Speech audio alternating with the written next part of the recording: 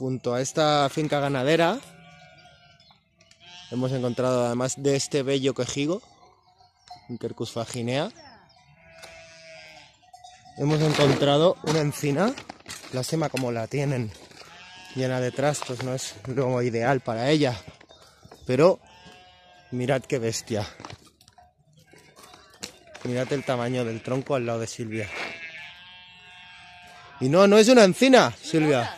Es un quejigo también, sí señor. Pensábamos que era una encina, pero no. Es un roble y es viejísimo. Es impresionante. ¡Wow! Tiene una forma muy baja, porque parece que en su historia a este árbol se le debe haber usado para hacerle podas.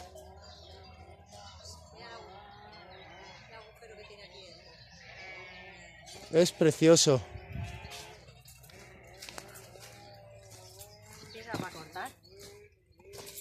¿Cortarle esto?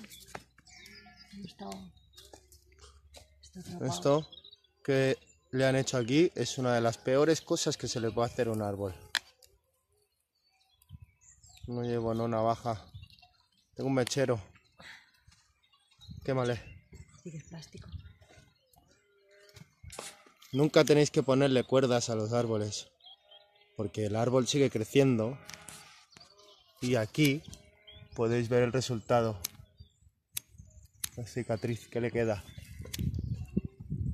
De verdad que es una malísima idea.